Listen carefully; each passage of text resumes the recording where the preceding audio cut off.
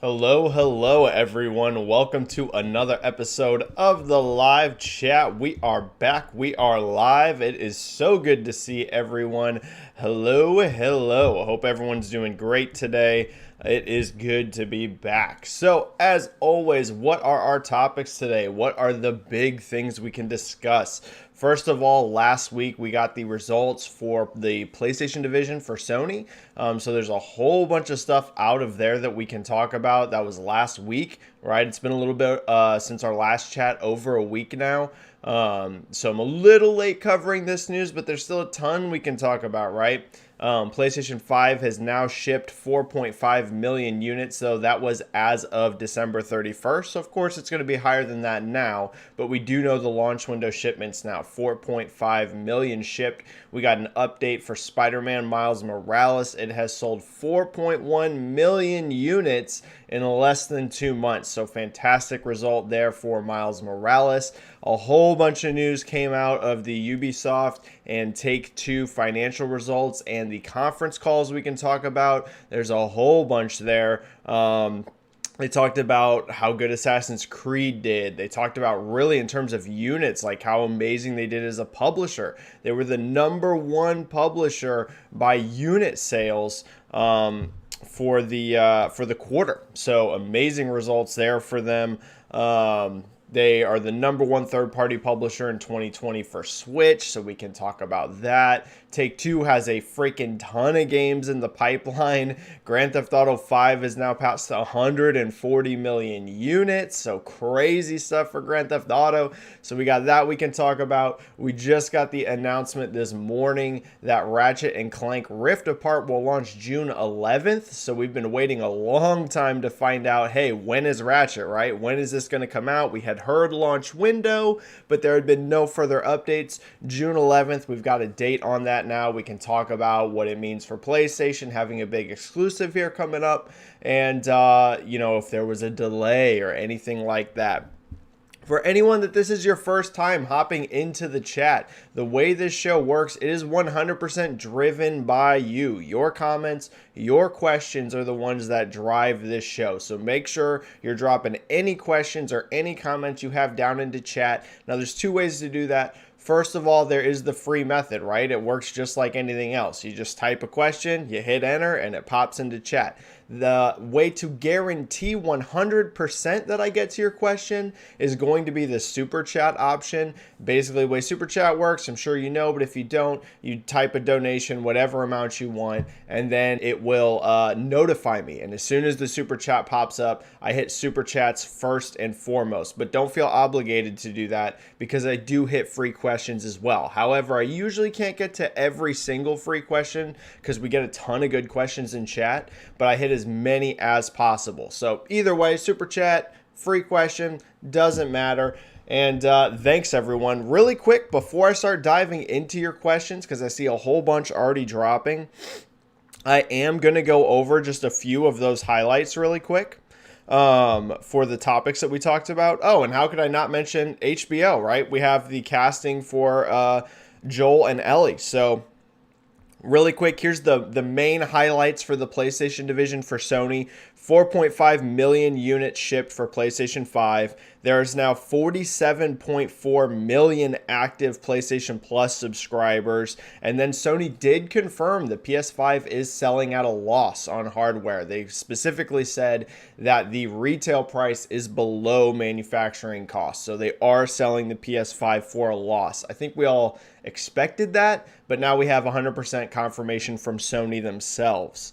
For anyone curious, basically Sony shipped the exact same amount of PS5s as they did PS4s in its first quarter. Both of them were 4.5 million, so it's essentially the exact same result.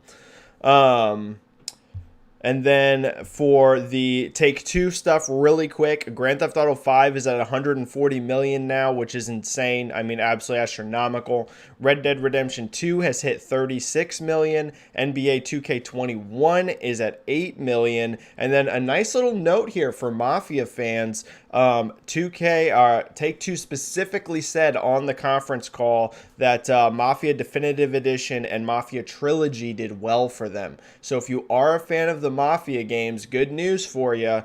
Those games performed pretty well, so don't be surprised if we see another Mafia game in the future. They also announced that they have 93 upcoming titles in the pipeline. That's going to be spread out, y'all. That's not 93 in the next year. It's spread out, I believe they've said, over the next 5 or so years. Could be a little bit longer than that, considering delays, right? So many things are getting delayed right now. I would not guarantee that that's 93 in the next 5 years. Could end up the next 6 or 7 years, but clearly a ton of games in the pipeline from Take-Two.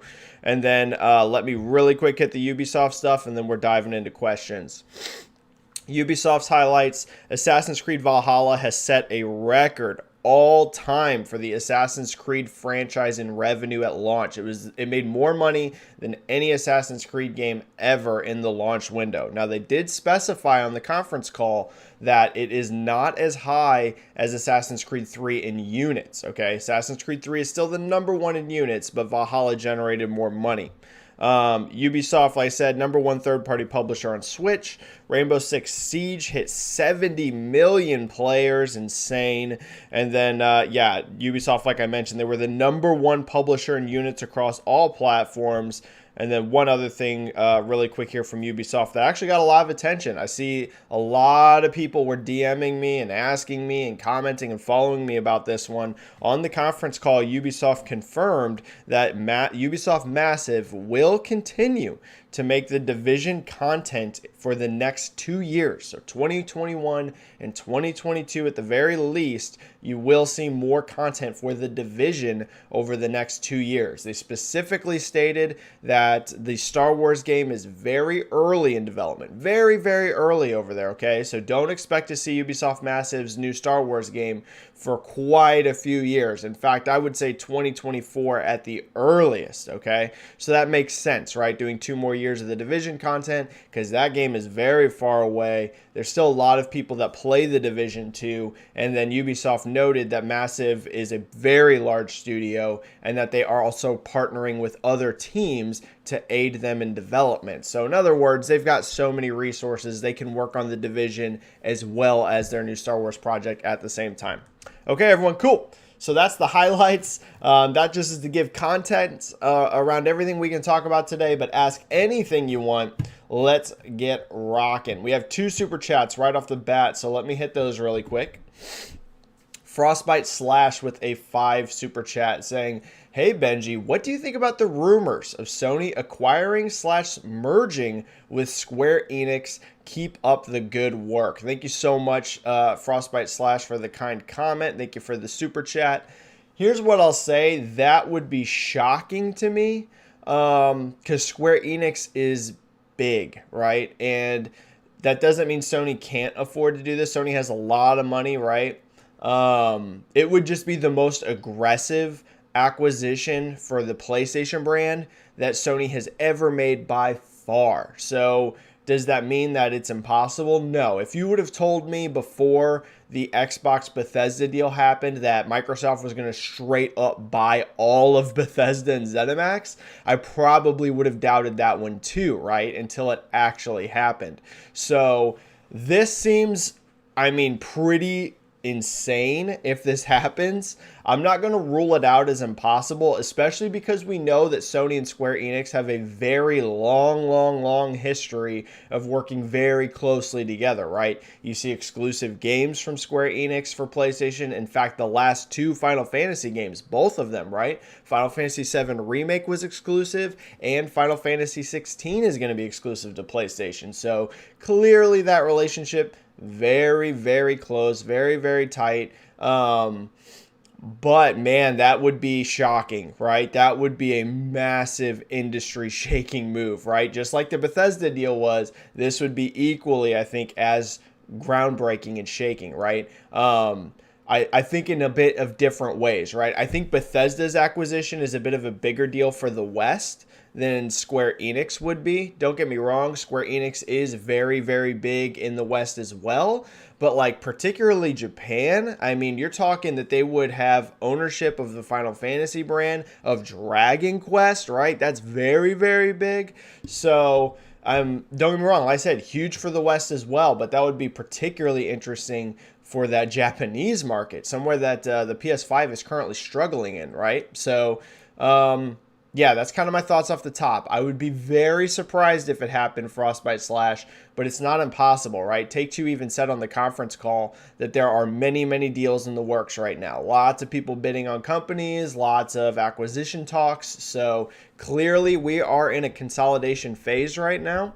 But yeah, that would be a crazy one, right? That would be insane. That would be nuts. All right. Several more super chats here. We got Real Radic with a 2 super chat. Thank you so much, Real Radic.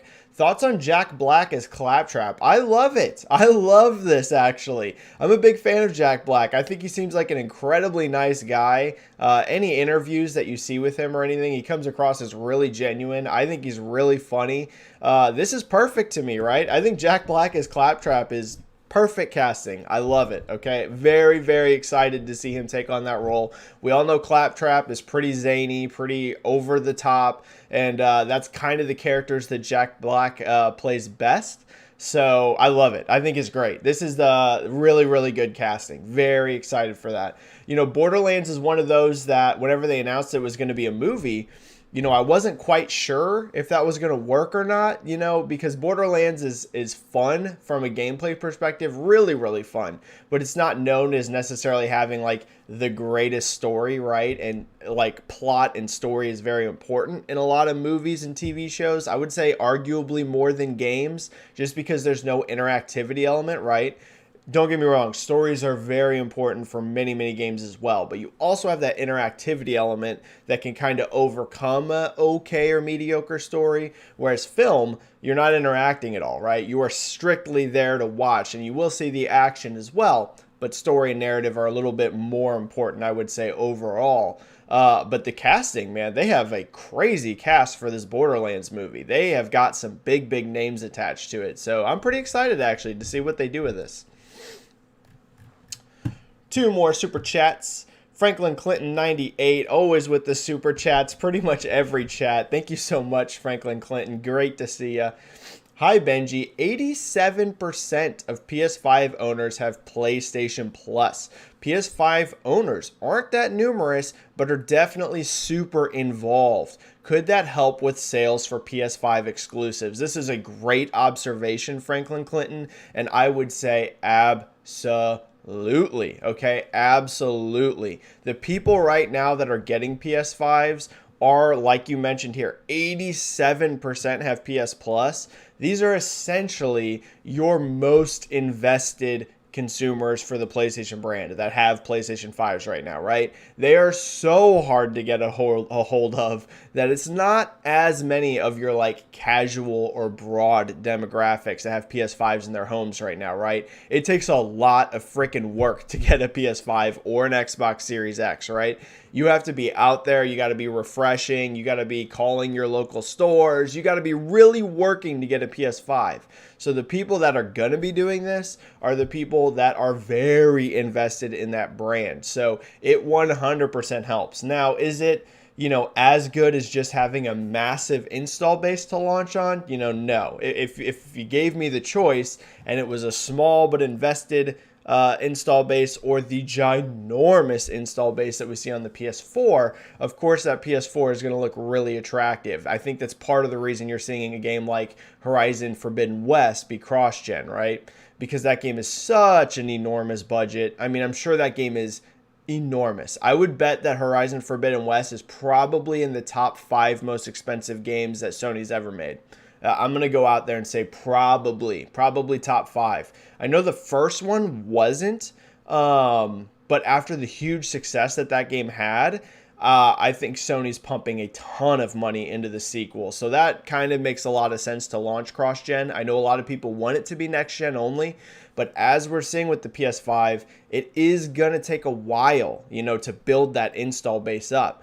But Franklin Clinton, definitely the people that are buying PS5s right now are super invested. We see that with the rankings on the PlayStation Network charts, right? In the top 10 best-selling games on PS5 that came out for January, Demon Souls is still in the top 10. That's very nice to see. That shows you that those, hardcore PlayStation gamers are going out there and buying Demon Souls. Not a huge install base to buy yet, as we mentioned, so I doubt Demon Souls has done crazy numbers in sales, but those people that are buying PS5s are supporting it. It's still in the top 10 best-selling games for PS5. You also saw Miles Morales have excellent legs, so clearly the people that are buying the consoles are supporting these, and I think Ratchet & Clank will do really well as well.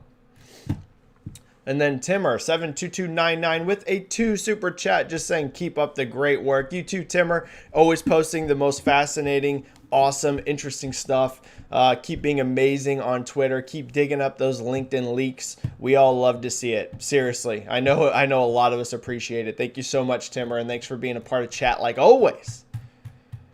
All right, super chats are clear for now. Let's start hitting some free questions, everyone. Suhail Khan, I hope I'm saying that correctly. If not, I apologize. Saying, hey, Benji, do you know about John Campea, movie pundit? Yes, absolutely. I think you should take a look at his show to take inspiration, especially in the early days of his channels. You could be our John Campea. Yeah, he's super popular. I follow him. I follow a lot of movie pundits, like you're saying here. Interestingly, my live chat took the most inspiration actually from someone named Luke Thomas. Luke Thomas is the journalist that I look up to the most, period, whether that's sports, whether that's video games, whether that's movies, whether it's anything.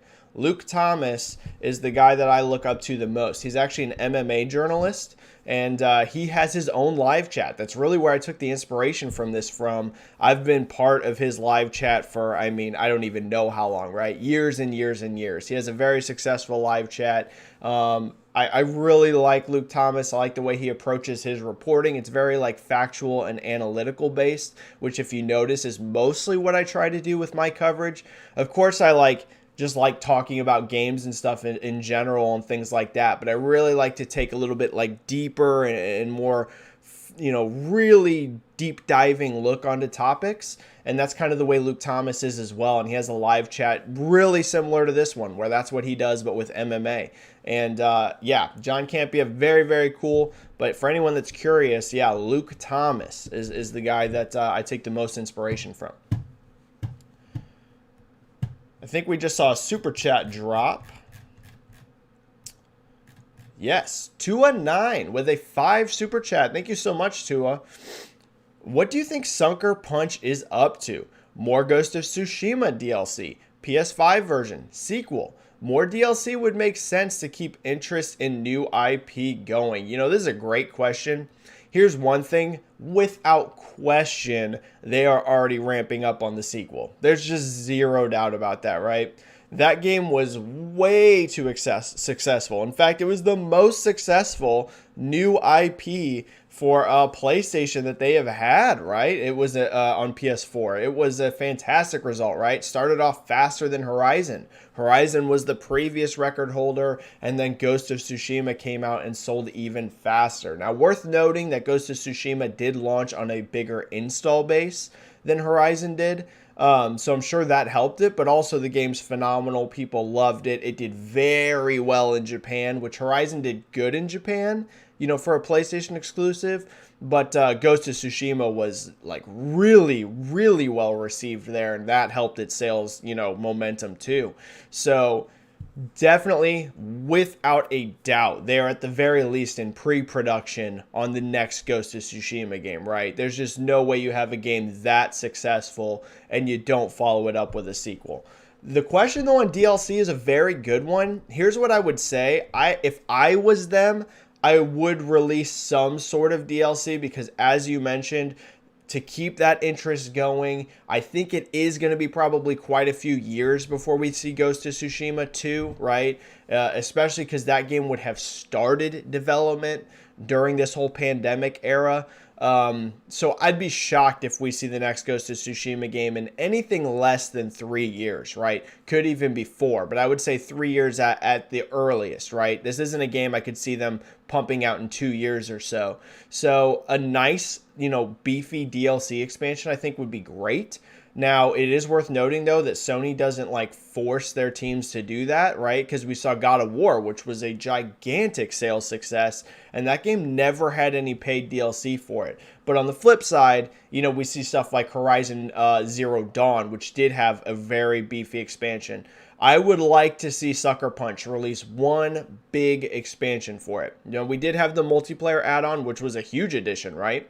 But I mean, kind of like how Horizon had the Frozen Wilds, I'd love to see an expansion like that to kind of tide us over until we hit that Ghost of Tsushima sequel. But at the very least, yeah, 100% Ghost of Tsushima 2, it is already in pre-production. I can guarantee you that, right? At the very least in an outline form. I'm not saying they already have, all of Sucker Punch on this game, but at the very least, trust me, they're already outlining exactly what they're going to do for the follow-up. That game was way too successful to just be standalone. And in regards to a PS5 version, I don't think they're going to enhance it too much because they already released the patch that got it to 60 FPS and things like that. It already looks beautiful. So I think the majority of their resources are probably going to go into the sequel or maybe a big DLC. But I don't think we're going to get a full-on PS5 rework for it. You get what I'm saying? I think the patch that we got and what God of War just recently got is probably going to be the most of what you see. 3 super chats in a row just dropped. Holy cow, including Timmer with a huge one. Timmer, you are so freaking generous every single chat, man. I am so grateful for you. Thank you, Timmer, with a 20. What developer do you think would be perfect to make a Stargate AAA game? Oh, this is fun. Plus, do you think Embracer Group overpaid for Gearbox? Plus, can I join the Benji podcast? Do you expect Quake to be rebooted in the future? And if so, by who? Okay, a series of questions here. First for the Stargate. Ooh, you would want to go sci-fi heavy for that, right? So you would want someone with a sci-fi background or at least experience. What's funny? I think BioWare would actually be a good fit for that, but they're of course so busy with Mass Effect and things like that. But they would be an interesting choice because I think Stargate, you would also have some really cool stuff you could do with dialogue and stuff. I would say that Remedy Entertainment, I feel like could make a pretty cool third-person Stargate game. They're into doing trippy and weird stuff. Actually, I'm surprised we haven't really seen a Stargate AAA game now that you mentioned that. That's been an IP that's kind of been beloved for quite a while. Those are 2 off the top of my head. I think Remedy would be interesting. I think BioWare would be interesting.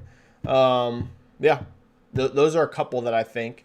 And in regards to Embracer Group overpaying for Gearbox, yeah, so for anyone that saw this, Gearbox is now going to be part of Embracer Group. Now, it's kind of interesting how they phrase this. It's not just a straight up, oh, we bought this company, right? It's a merger, okay? So Gearbox is part of Embracer, but it's not quite the same thing as you see with some purchases. For example, a lot of this was not outright paid in cash. In fact, a ton of it was in stock. So it's a bit of an interesting acquisition. I don't think actually, Timmer, that they overpaid. It was a lot, right? What was the final amount? Was it $1 billion or something crazy? How much did that end up being worth? Let me see here. Off the top of my head, I'm forgetting what the exact dollar amount was. Let me see this really quick, because I don't want to give y'all misinformation. Yeah, 1.3 billion. Wow, that is a lot of money, right? So this plays into, Timmer, exactly what Take-Two was saying on the conference call that I covered, right? They had mentioned that the prices for game companies are increasing because there's so many people bidding right now to buy developers, right? There's a lot of people out there looking for acquisitions. So 1.3 billion is a lot. I mean, it's a freaking ton. But if you look at how much the Borderlands games have sold, they have sold a astronomical amount of units. Like all of them, 1, 2, and 3 have all been giant successes. However, on the flip side, Timmer, it is worth noting that outside of Borderlands, Gearbox has had some successes, but they haven't had anything that they've been able to repeat to the level of that, right? You see some studios that have multiple proven big scale successes with multiple IP, right? For example, Naughty Dog, right? They had the huge success of Uncharted. Then they were able to have the huge success of The Last of Us. I could name other studios. You get what I'm getting at. There are teams that have proven time and time again they can pump out something and really have success with it. Gearbox has had some successes, but nothing on the level of Borderlands. And Borderlands, as we know, is actually still sticking with Take-Two. They have flat out said that for the foreseeable future, in a long-term deal, they have publishing rights for Borderlands. So now Gearbox being part of Embracer means Embracer is going to see a return in some form off of those, Borderlands 4 or whatever sales, but they don't get as much because they're not going to be the publisher for it. It is still going to be Take-Two. So that's interesting. Here's what I'd say. If it was 1.3 billion cash, wow, that would be intense, right? That's a lot of freaking money.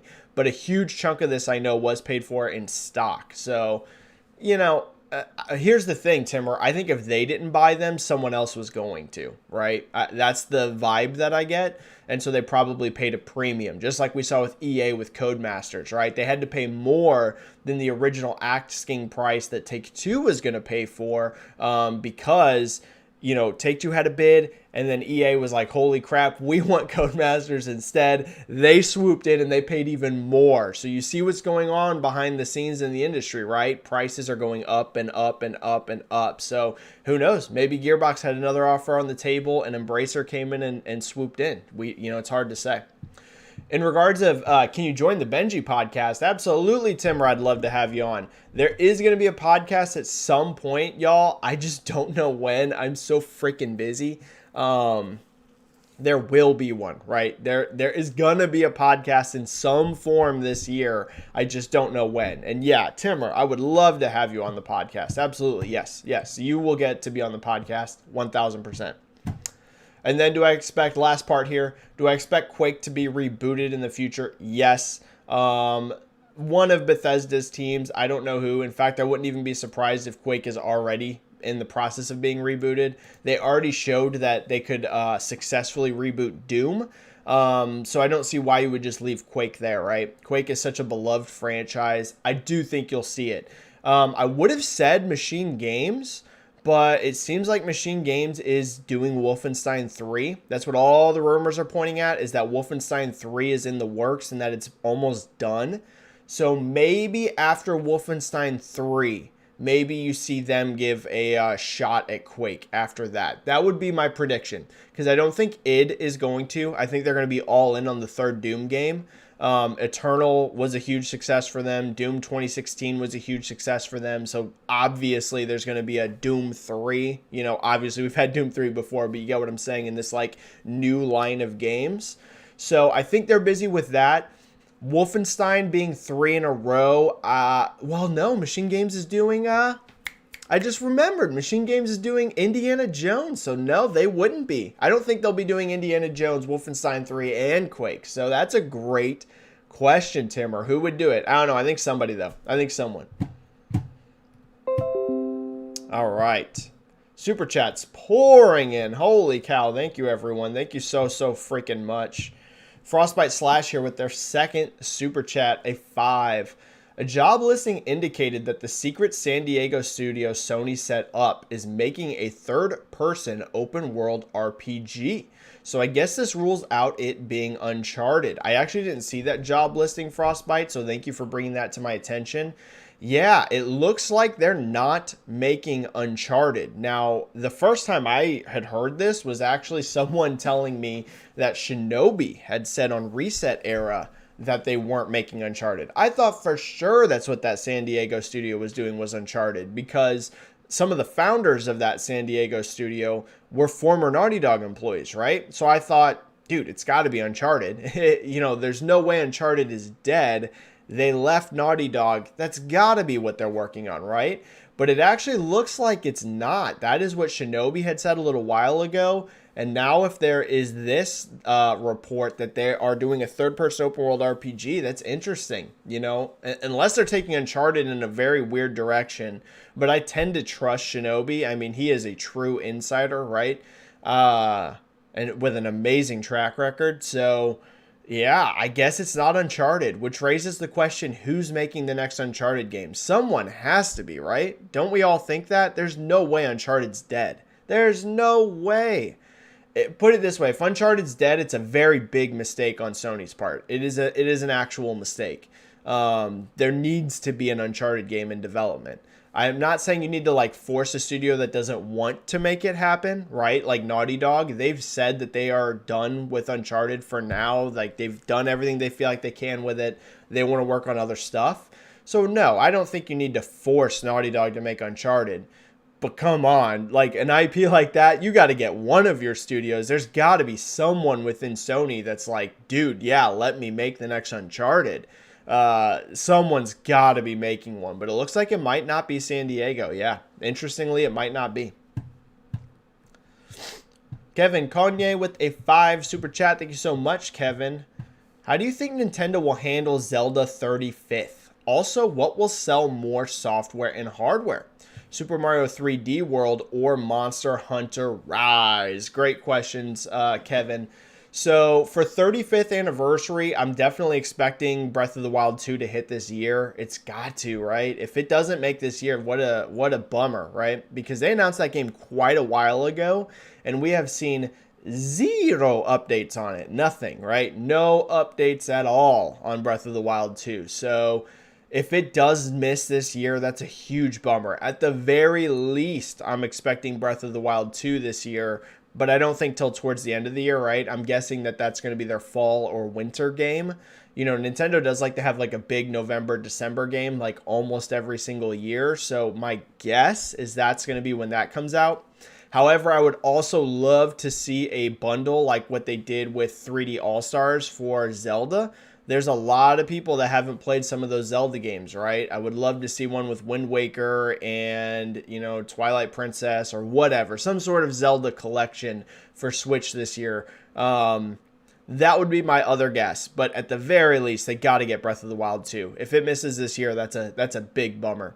In terms of what's going to sell more hardware, 3D World or Rise, it's going to be Monster Hunter Rise. That thing is going to push so many Switches in Japan, y'all. Dude, in fact, it's already. Like, anyone that's been paying attention to the Japanese market, Switch has been selling freaking astronomical this year, okay? 2021 Switch is off to an absurd start in Japan. And I think part of that is Monster Hunter Rise coming, right? I think we're already seeing the Monster Hunter Rise boost happening in Japan right now. I'm not saying that's the only reason, but I think it is a part of it. You know, Super Mario 3D World is going to push some consoles. It is going to get some people excited, but it's not like the first big 3D Mario game on the Switch, right? We already had Mario Odyssey, for example, out there to do that.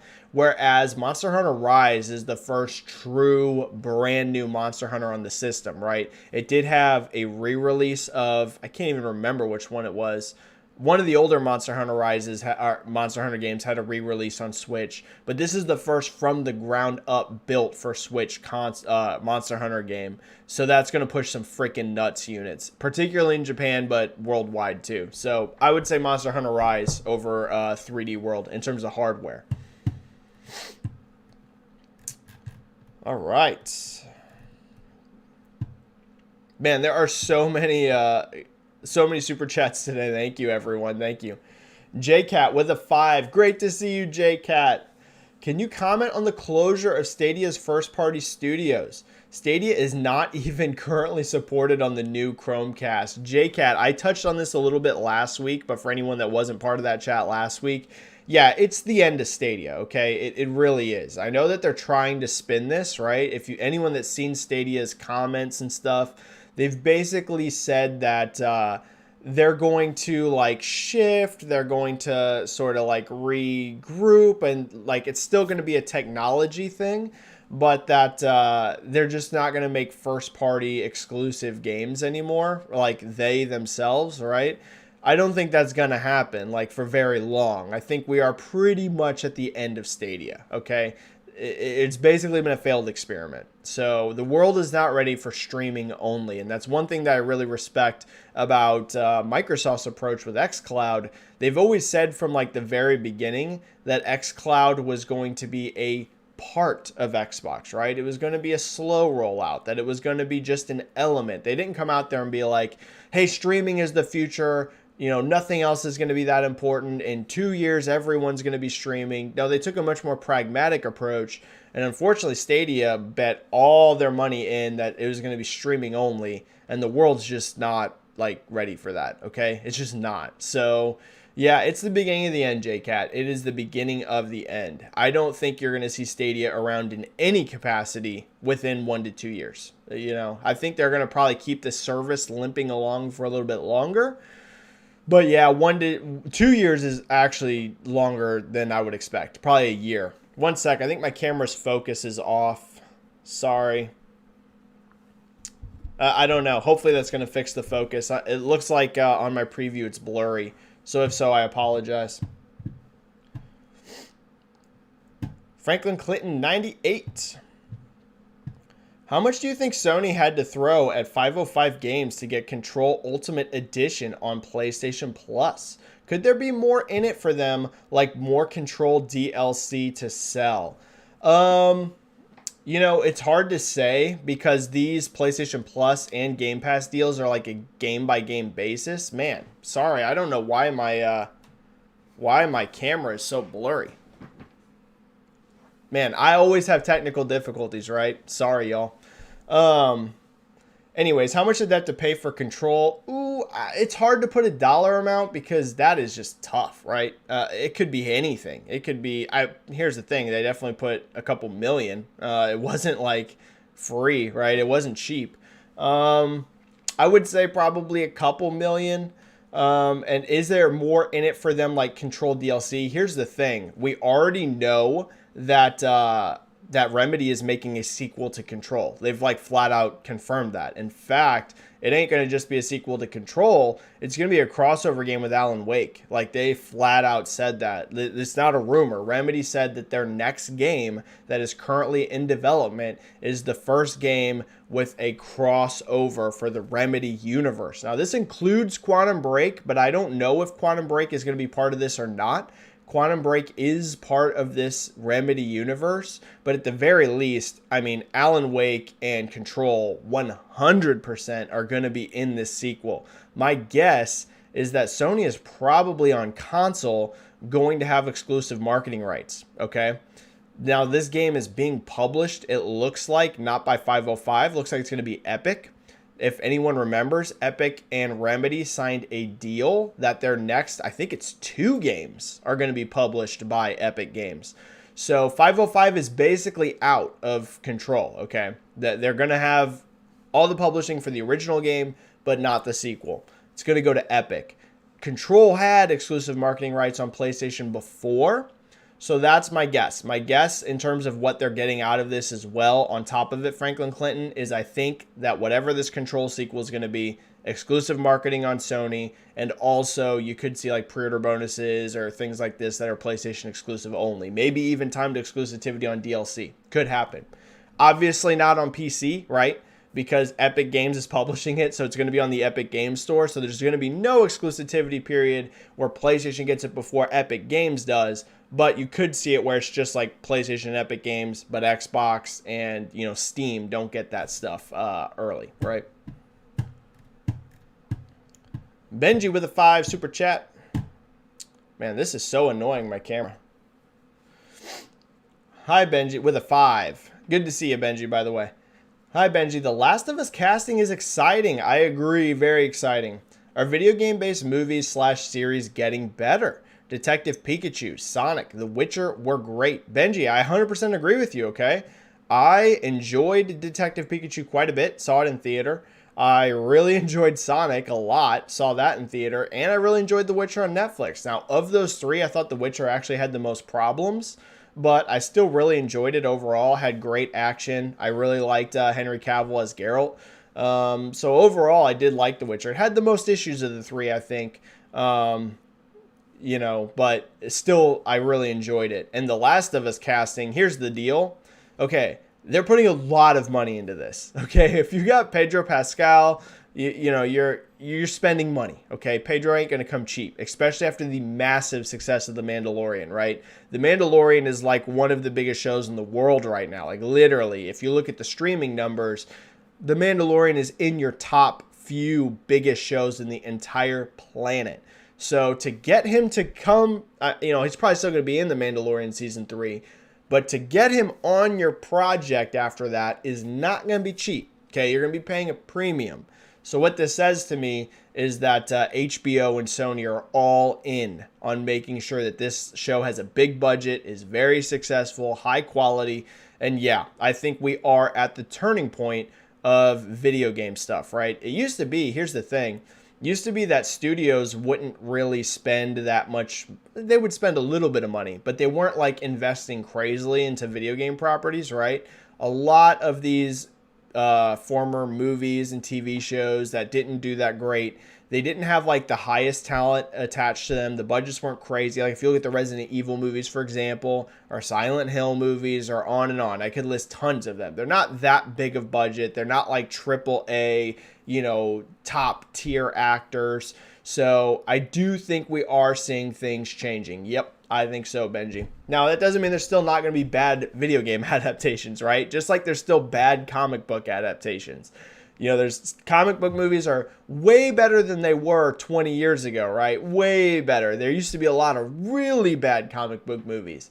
Now there's a lot of really good ones, but there's still some bad ones. You're going to see the same thing with video games, but it used to be that video games were like 90% bad adaptations and maybe 10% were okay or good. I think we're going to get closer to more like 50-50 or even better, because studios are taking them a lot more seriously. Killian Butler with the 20 super chat. Holy cow, Killian, 20. Thank you so much. It's huge. Do you think COVID circumstances has permanently changed the way publishers announce/market their games? Ooh, this is a good question. It seems that having digital events / even having trailer reveals within games like Call of Duty is working as well as an E3. So yeah, I think that E3 is probably dead, and I hate to say it, right? Because we just saw an article come out of VGC where they had noted that the ESA is currently approaching publishers, trying to convince them to do some sort of E3 2021. But here's the deal, right? The asking cost is apparently 6 figures for these companies to work, or not to work, but just to even be a part of E3. If you're a big publisher, I hate to say it because I love E3, why would you do that, right? Why would you pay the ESA 6 figures when you can just do it yourself, right? We just saw this year that video game sales took literally 0 hit from there being no E3. 0, none. There was 0 negative impact at all whatsoever on a single video game sales this year because of no E3. Things continued to sell great. We had huge results across the board. In fact, most publishers, this was their most successful year ever. Yeah, I hate to say it, Killian, but I think the permanent changes you're going to see from COVID are actually 2 things. I think you're going to see way less of these big consolidated industry events, and more just individual, right? If you're Sony, why go to ESA whenever you can just have your own state of play or your own showcase, right? If you're Xbox, why go to E3 if you can just have your own digital showcase? I think that conventions, once this is all over with, will still be important because it's a nice place to get the gaming community together. But then being this big, giant extravaganza where you spend millions and millions of dollars, because here's the deal. It's 6 figures like just to be a part of a digital E3, but if you're going to be a big part of an E3 show, you're going to be renting out, stages. You're going to be putting on all this production. You're going to be having lights everywhere. You're going to be flying in people from all over the world to be part of it. Like, you're spending so much money. And in a digital age, you just don't really need to do it, right? So I think that's one part. And then I think the other thing is I think you're going to see shorter reveal cycles. That's one thing you're seeing, right? A lot of announcements, I think, are being held. And I think you might see that continue. You might see games have a lot shorter announcement to launch time frame than they traditionally did. But yeah, I think so. I think COVID has completely changed the way that everything works, to be honest. Plastic Hearts Podcast with a 10 super chat. Thank you so much, Plastic Hearts. Great to see you. Benji Boy, any info on Control sales overall? It's such an amazing game, but I don't think it gets the attention from mainstream that it deserves. Completely agree. Why do you think that is? Also, it's amazing on PS5. Yes, so I'm playing it on PS5 right now, the Ultimate Edition, and it is phenomenal. Okay, so I already played this game originally. I played it on Xbox One X, and I loved it. Back in 2019, it was one of my top 2 game of the years. My 2 favorite games that year were Control and Death Stranding. It's amazing on PS5. I'm literally liking it just as much as I did the first time, or actually, I think even better. I think it's even better the second time I'm playing it than the first. It is an outstanding game. In terms of a sales update, they actually did announce that a little while ago. It wasn't that high, but here's the thing. We know they've made money on it. Yeah, so it sold more than 2 million. So actually pretty low, right? Only 2 million units. More than that, but 2 million as of December of last year. Now, that sounds pretty low, and it is.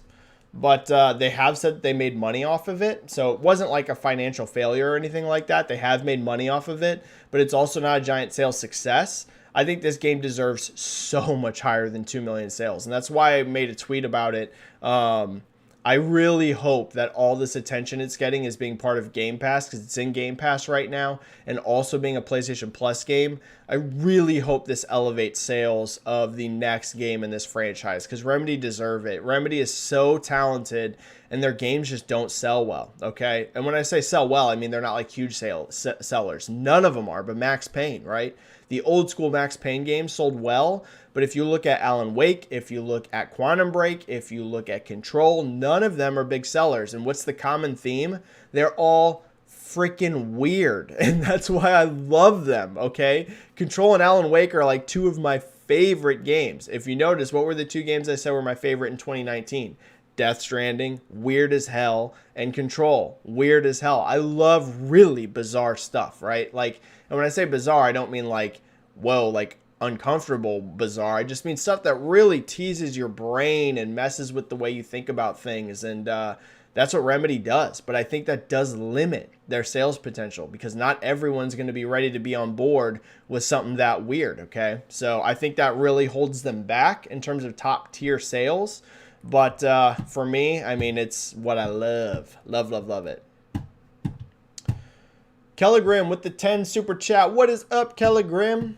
Sup, Benji? Any insight into if EA is going to revamp support for Anthem?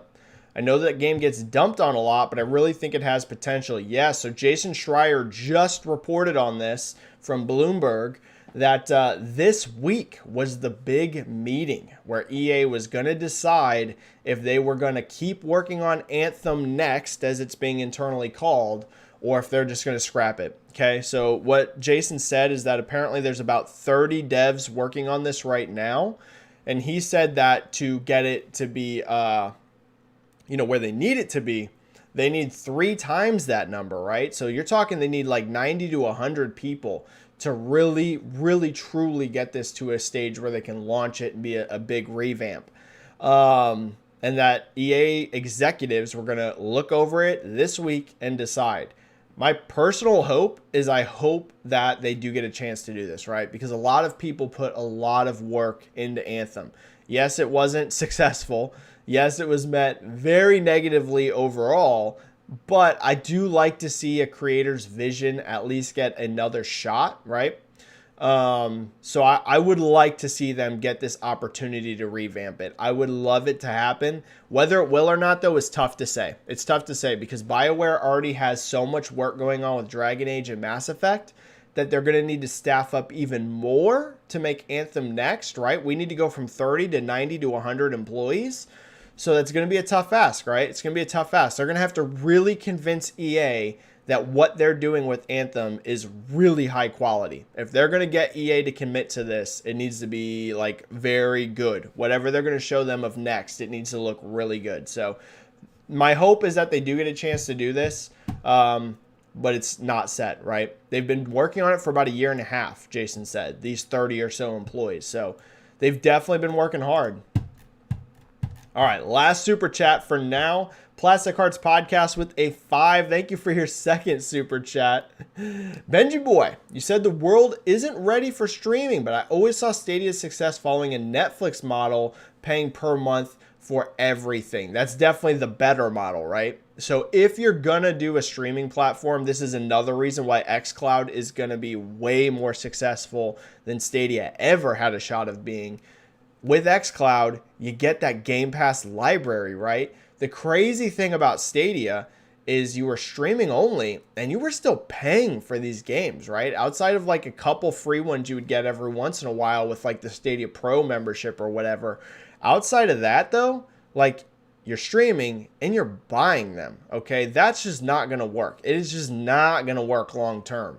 So xCloud always had more potential because it had that Game Pass library attached to it. Here's the thing, Plastic Hearts. I think we're too late now for Stadia to change, to go to that Netflix model where you get a huge amount of library for it. Unfortunately, it's too late for them, I think. But xCloud and PlayStation Now, right? PlayStation Now is going to continue to increase, and that has streaming with it as well. I see both of those services long-term being way more successful than Stadia ever had a shot at being. It was just a bad model. It was just a bad model overall.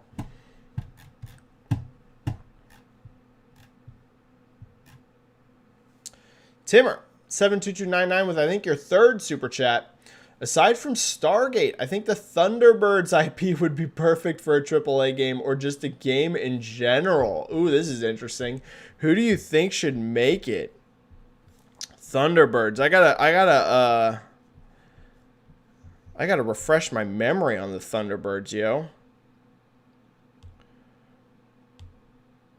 What is that? Oh, is that Flight? Flight?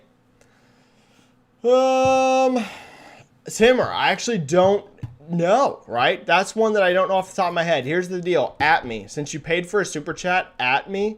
Just, hey, at Benji-Sales. And hit me with another question because I'm not super familiar with Thunderbirds IP. So, Timmer, just at Benji me and give me another one because that one is one that I'm not super familiar with the IP. So I wouldn't know great for that one. All right, everyone, I want to make sure I hit some free questions. So let me blast some free questions really quick.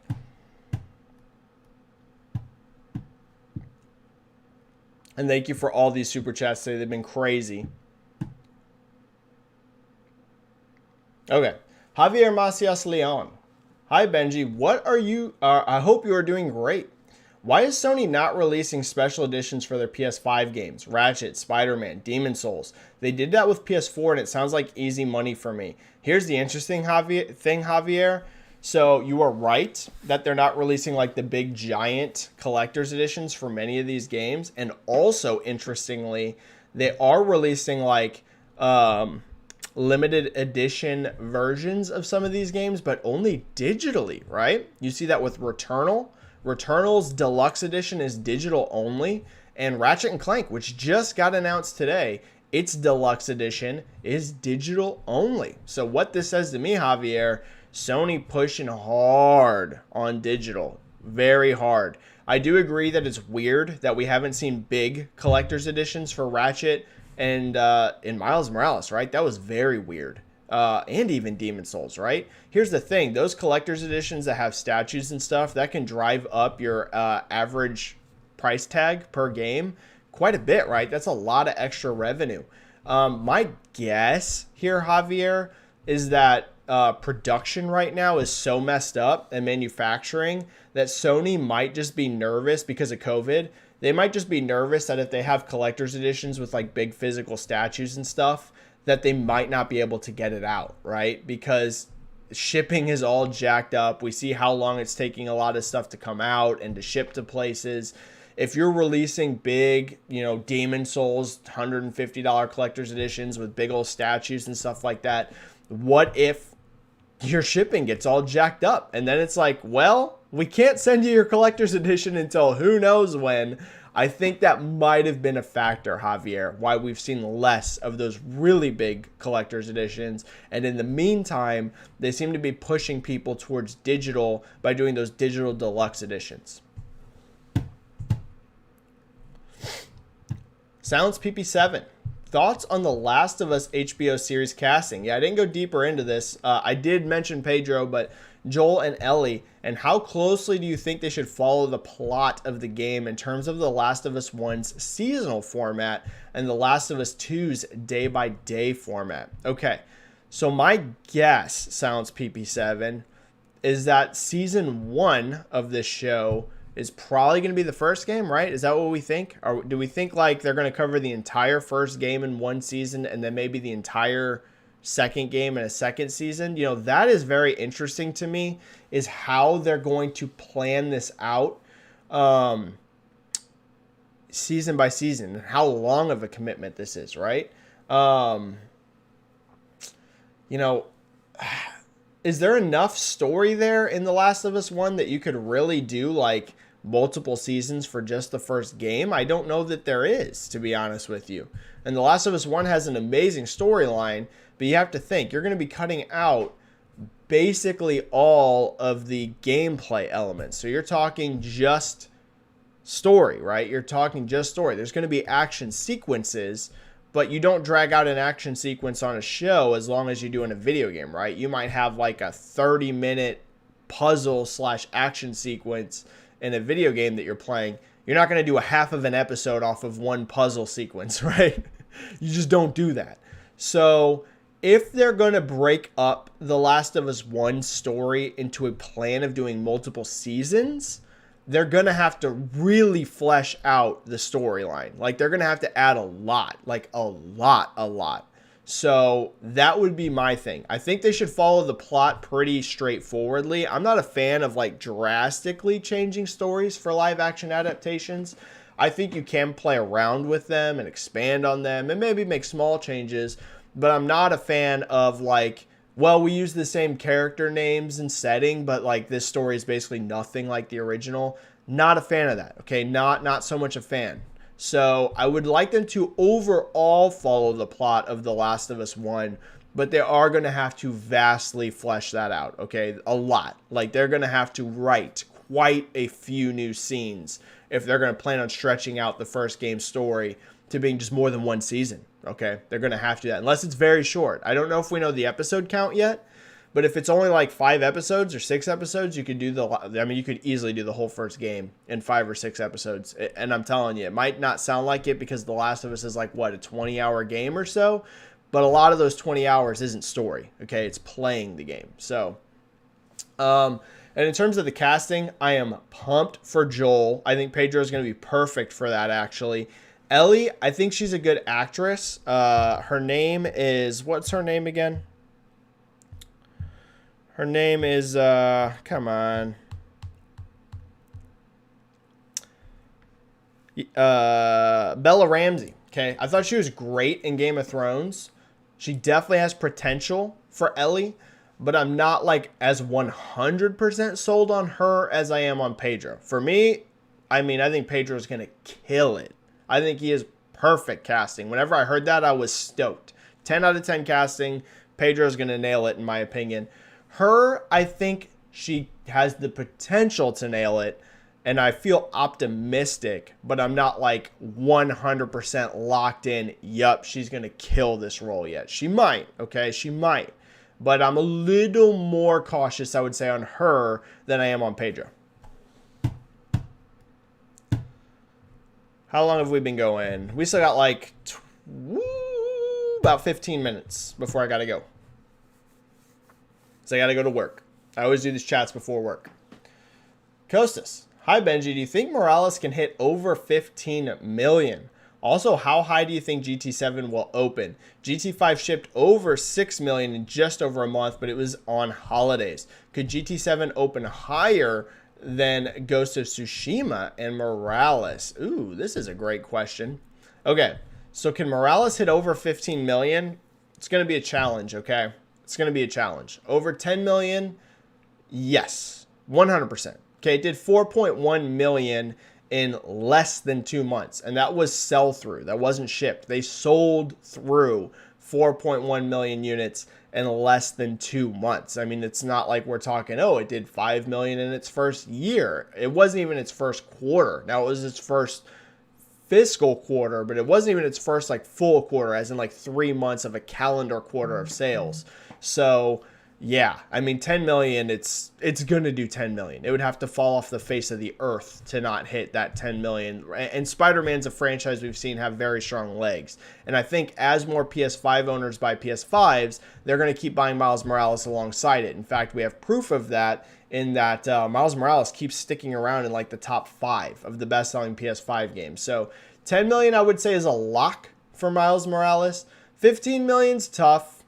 I'm not going to commit 100% to 15 million. It's possible, but I'm not 100% sold on 15 million. But 10 plus, there's no chance it misses 10 million. There's no chance. In terms of GT7, I am expecting it to open bigger than GT6 and GT Sport. GT5 is going to be an interesting one. If that shipped over 6 million in just over a month, that is pretty effing high for a racing game, okay? That is some huge numbers for a racing franchise. Racing is nowhere near as big as it once was, really outside of Forza Horizon and Mario Kart. Those two are still huge, but besides that, like the racing franchises aren't giant sellers for the most part. Here's what I'll say. The only thing I'll commit to on Gran Turismo 7, bigger launch than GT Sport and bigger launch than GT6. Anything past that will be a plus, and we will have to see. But I think that's a lock. I think it will open bigger than those two.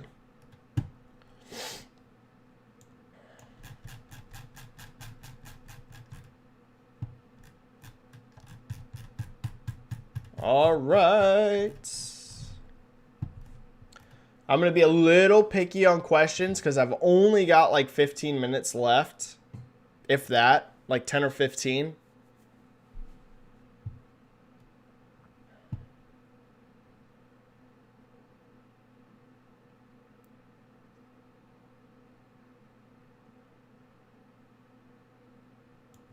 Kyle Borchardt here with 2 questions saying, what's up, Benji? 2 quick questions for you. I wanted to address this because this is one thing that's floating around. Do you think Pete Hines' comments about operating as independent means Bethesda games on PS5?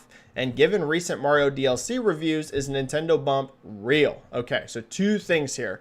The reason I definitely want to get into this Pete Hines and Bethesda thing really quick, even though we get into it on every single chat, and my answer is basically the same, we won't know until the deal is finalized.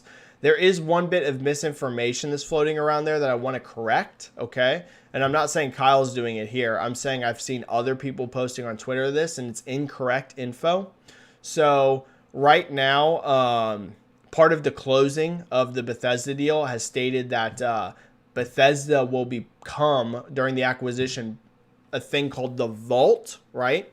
And that it's like not essentially the exact same as like going into the Xbox studios, right? It's going into like a container called the Vault. And you've seen some people be like, oh man, this means it's not really part of Xbox. That's not true, okay? This is all legal terms and legal documentation that's done. EA is doing the exact same thing with Codemasters right now, for example. While they're acquiring Codemasters, they're putting them into their own subsidiary inside of EA. It's basically something that you do a lot of times whenever you're finalizing these big, giant legal purchases, okay? No, that does not mean, for people that are out there spreading this misinformation, that Bethesda is 100% separate from Xbox. They are now, yeah, Microsoft owns them, but they're not part of Xbox because they're in this thing called the Vault. No, you are not accurate in that, okay?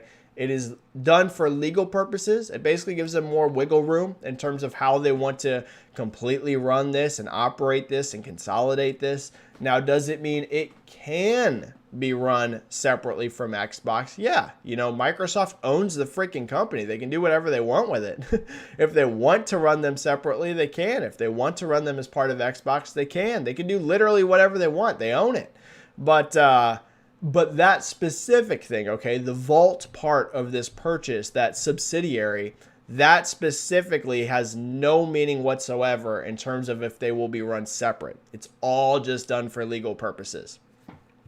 So, yeah, I just wanted to really quick address that. In terms of is Bethesda games coming to PS5, Kyle, we will have zero idea until this deal's done. We will have zero. Because technically Microsoft and Xbox can't even comment on it because they don't technically own Bethesda yet. That would be like me going out there and I didn't even own a PS5 yet and me going, hey, everyone, I'm going to give you a PS5 tomorrow. But I don't own the PS5, right? I can't tell you I'm going to give you a PS5. I have to be able to go track down and get the PS5 and then give it to you. So that you just can't do it. And legally, you can't do it. So who knows? We will have no idea until the Bethesda deal is finalized. In terms of the Mario reviews, it's going to be huge. Yeah. So 3D World plus Bowser's Fury, I'm expecting to sell 10 million units-ish this year. 10 to 15. I'd be surprised if it's under 10. And for most people, I made a tweet about this. 3D World's essentially a brand new Mario game, right? For most Switch owners. The Wii U sold 13 million units, and the Switch has sold 80 million units. So Mario 3D World plus Bowser's Fury, for like most Switch owners, is a brand new Mario game. It's not a re-release. I know it is a re-release, but I'm saying the vast majority of people that bought Switches never owned a Wii U. So this is basically a new game for them.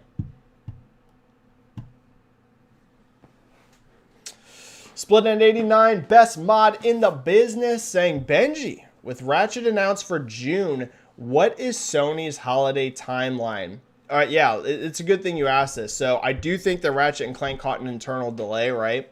It being June 11th, I really don't think that that was ever the original release date because this was announced originally as launch window. And June is pushing launch window time frame, right? That is so the PS5 came out in November. That's November, December, January, February, March, April, May, June. You're 8 months out. Almost no one that I know of considers that launch window. Usually your launch window, being generous, goes out to like 6 months, okay? And 6 months is like pretty far out, but I still know people that, and there's no like hard definition for this. I'm just saying like your average person that looks at this kind of thing. 6 months-ish in the first 6 months is kind of generous for launch window. This is 8 months. So, I mean, that's not really launch window. So I'm sure this caught some sort of internal delay. I think it was supposed to originally come out probably sooner. Probably like that April timeframe or something like that. So I think everything got pushed, right? Just like Returnal got pushed a month back. I think Horizon got delayed internally, and I think God of War is going to get delayed. I hate to say it. I used to be optimistic about God of War, but I don't think God of War is 2021 anymore. Yeah, don't think so. I think you're going to get God of War spring 2022. So it's probably going to hit that March, April 2022. And then I think Horizon Forbidden West is now their big holiday game. I think Horizon was originally going to probably be like a late summer, early fall game. I think that was going to be like their August, September type game. But that's probably now going to be their like November or December game and God of War next year. Hate to say it, but I think so. And Gran Turismo, I have no idea. That game could hit anywhere, right? I honestly don't know. We know it was originally targeting like the first half of the year because there was that little blurb on one of the trailers on the bottom that said it was expected in the first half of this year, but I obviously don't think that's happening anymore either, so that probably also got delayed.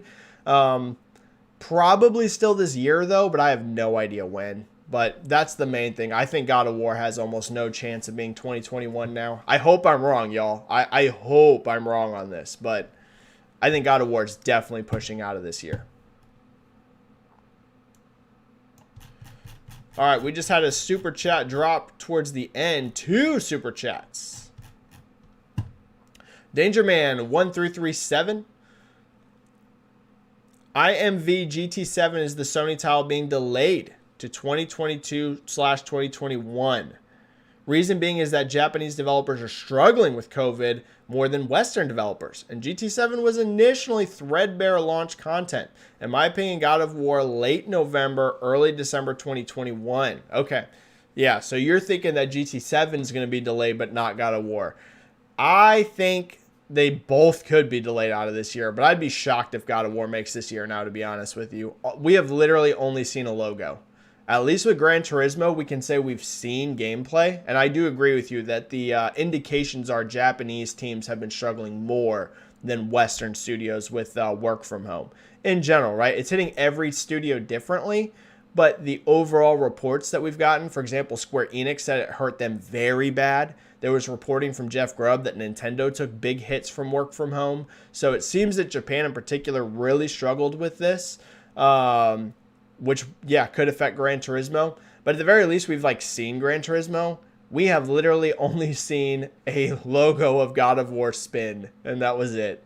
If it makes this year, I'll be surprised. Happily surprised, but I'll be surprised.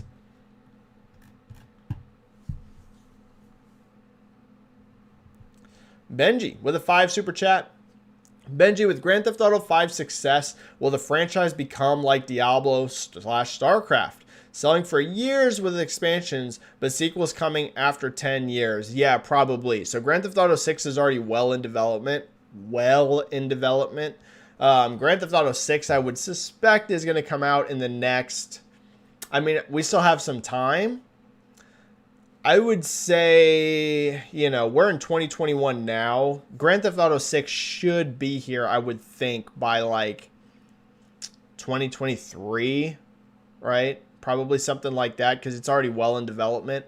But that will be a huge gap, right? When did Grand Theft Auto 5 come out again? Was that 2013? That'd be 10 years, right? Is that what it was? Was 2013, y'all? Yeah, 2013. So if Grand Theft Auto 6 is 2023, which I'm thinking it is, 2023, 2024 at the latest, I really don't think it's going to be after 2024. That is going to be 10 years. Yeah, 10 freaking years. And I think that will be the norm, yes, for Grand Theft Auto in particular. Here's the deal. Grand Theft Auto legs are astronomical. It sold 140 million units. Grand Theft Auto Online is a juggernaut that just will not stop. There's no real reason to rush out Grand Theft Autos now, right? If you're Take-Two and you're 2K, yes, you get that giant boost whenever a brand new game drops, but you also get extraordinarily long legs, which means a lot of profit, right? Lots of profit whenever you're selling and selling and selling and selling and selling. So you don't need a Grand Theft Auto every 5 years. Here's what I will say, though. If I'm Take-Two, Rockstar can't go 10 years without new games, okay? Rockstar's too big for them. Red Dead Redemption 2, yes, it didn't sell at the same sort of level that Grand Theft Auto 5 has sold at. But, I mean, you're still talking it sold 36 million units, right? It's on its way to be over 40 million units in sales. It's still a freaking lot. Okay, yes, compared to Grand Theft Auto, it doesn't look like a lot, but compared to 99% of games, 40 plus million is a ton of sales. So you can wait 10 years between Grand Theft Autos. I really think you can, but you can't have Rockstar putting out one game every 10 years, which luckily they didn't this time around, right? They got one more game in there with Red Dead. But yeah, they need to be releasing. I would say you need a new Rockstar game every 4 to 5 years. That ideally, okay? Ideally, you need a new big Rockstar game every 4 to 5 years. Okay, I'm going to take 2 more questions. 2 more. And I missed a ton today, but super chats were off the chain. I mean, they were insane. Thank you everyone for the super chats. They're completely nuts. And I have to go to work. I have a hard out. So let me get 2 more questions off of here. 2 more.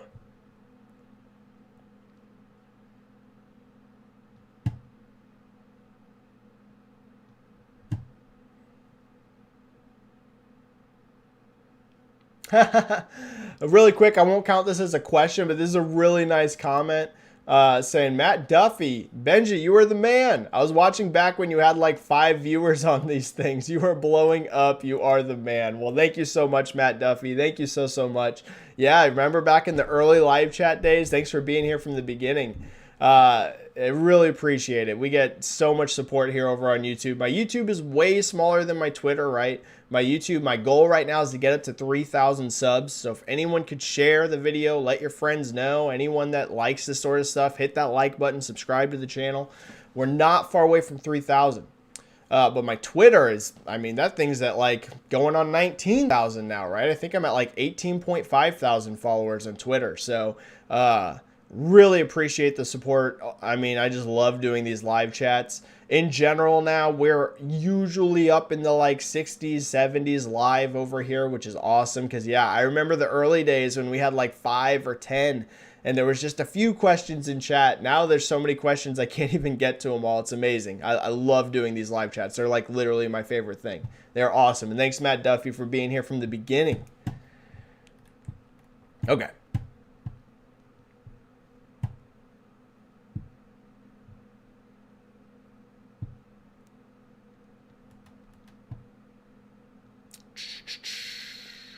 Can be. Any predictions / insight for tomorrow's NPD?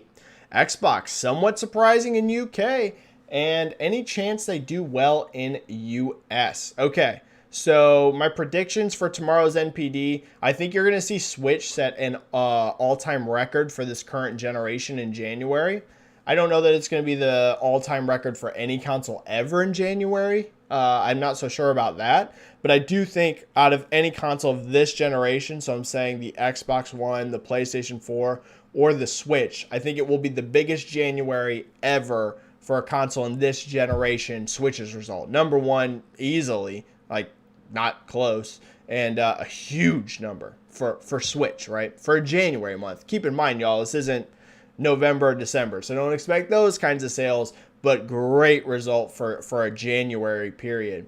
Yeah, Xbox had a great result in the UK. It was the best-selling console in January, and the crazy thing here, y'all, isn't that it outsold the PS5, which is kind of crazy that it outsold the PS5 in January in the UK, but that it also outsold Switch. That's telling something, because at least I don't live in the UK, but from a lot of my followers that live in the UK that were commenting on this, they said that Switch isn't that supply constrained in the UK right now. That it maybe there's like a little bit of shortages, but not like insane, right? Where it's like impossible to find a Switch. So between the Xbox and the PS5, month to month, literally everything's selling out in most markets. Now I know not all, right? There's going to be some markets in Europe where Xbox isn't selling out, but I would say in a lot of markets, UK, US, etc., they're both just selling out. So whoever sells more per month right now in this launch window is just literally whoever can get consoles into stores.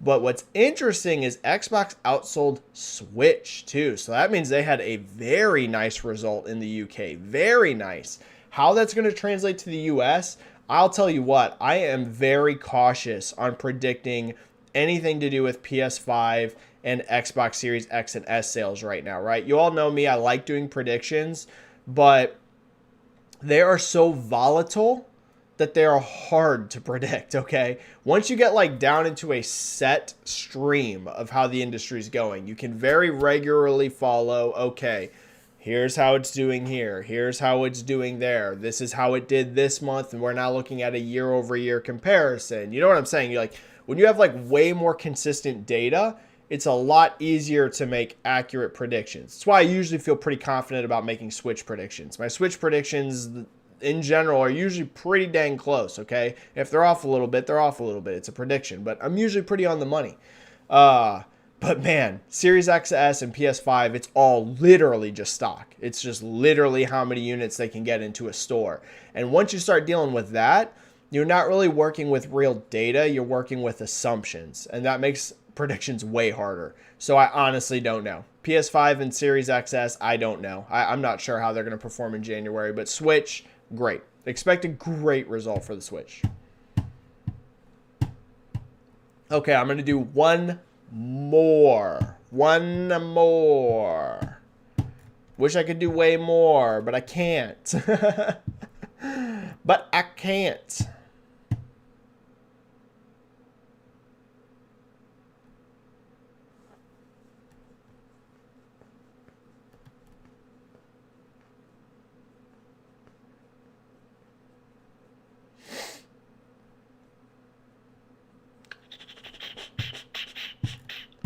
All right. Man, this is hard. I'm sorry. It's hard to pick out one.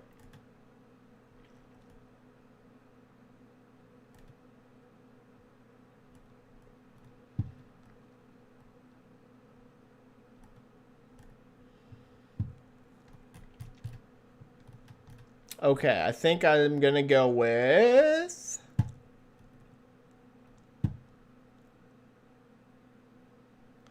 MH Jafarian. We're going to end with this one, okay, with the Cyberpunk one. Hello, Benji. You're a great man. Thank you. And I'm a fan. Thank you so much. It means a lot. Keep on keeping on. What is going on with these Cyberpunk 2077 hacks? Yeah, crazy. And then there was a follow-up down here from JCat that I'm going to read off too, because this happened during chat, so I haven't been able to see this. So I'm trusting JCat here. JCat rocks.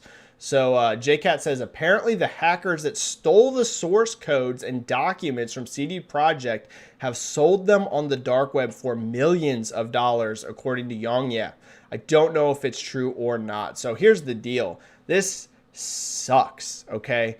And this is regardless of how anyone feels about Cyberpunk 2077 or how CD Projekt handled themselves. Anyone that knows, I was very critical of CD Projekt Red, and that's one thing. I try to be honest with my audience and with the people that I interact with. Everyone knows that I am a huge CD Projekt fan, right? I adore Witcher 2. I adore Witcher 3. I haven't even played Cyberpunk 2077 because I'm waiting for the next-gen enhanced patches, but what's going on here is just not okay, Because here's the deal. You're not just going to hurt potentially a company here because you're angry at them or whatever the motive is behind this. It seems to be for money, but for the people that are like cheering this sort of thing on, y'all, there's going to be like people caught in the crossfire, okay, that potentially had nothing to do with any of the things you're upset about. We don't know the full extent of what all was stolen, but there's potential that people's identities, their addresses, their personal lives are going to be leaked onto the internet. These are not good things, okay? These are not good things to happen to people. So regardless of how you feel about CD Projekt Red, we should never be happy about this sort of thing, okay? It's very, very bad. Same thing happened with Capcom, right? It's very interesting how this seems to be the thing now. All of a sudden, hack companies. If I was a big giant video game publisher right now, I would be going freaking ham on security. Okay, I would be paying the top tier dollar to get my security infrastructure locked down if I was one of these publishers, okay? Because we've now had 2 back-to-back ransom hacks. We had Capcom just a few months ago, and now we have CD Projekt hitting now. So that kind of shows you that groups that are doing these hacking things are seeing these companies as potential targets. So if I'm Sony, if I'm Microsoft, if I'm Take-Two, if I'm EA, if I'm Activision, I know they're already spending millions of dollars on cybersecurity, but I'd be going even a tier higher. I'd be going literally paying everything to lock down as much as possible, because some of the leaks that can come out of this are potentially insane. Source codes, okay, they said they had HR files. We might get leaks for upcoming projects. That's what happened with Capcom. Depending on what all they stole, they might know about the next Witcher game. They might know details about future Cyberpunk expansions, future plans across the board for CD Projekt. These are all things that could have a very severe impact on the company. So yeah, people need to be locking down that security. Okay, everyone, I got to bounce out. That's the end of the chat. Thank you for another amazing chat. Thank you, everyone, for always making these chats amazing. NPD is tomorrow. I'm not going to be able to come into a live chat tomorrow, back-to-back days, but I will try to get an early chat next week. So we didn't go until Thursday this week. I'll try and do like an NPD live chat, maybe on like Monday's not going to work, but maybe like Tuesday, okay? I'm not locked into this, but maybe like Tuesday or Wednesday we can do an NPD live chat. Okay, everyone, like the video if you like doing these live chats. It helps the algorithm. It helps people find my YouTube channel. Subscribe to my channel. We're on the road to 3,000 subscribers. If you are not subscribed yet, thank you for the super chats. Thank you for the free questions. Thank you all for being amazing and all of the support you give me. I got to go to work now. Stay safe. Play some games, and I will catch you either on Twitter or here in the next YouTube video next week, everyone. Stay safe, and bye. Bye, bye, bye, bye.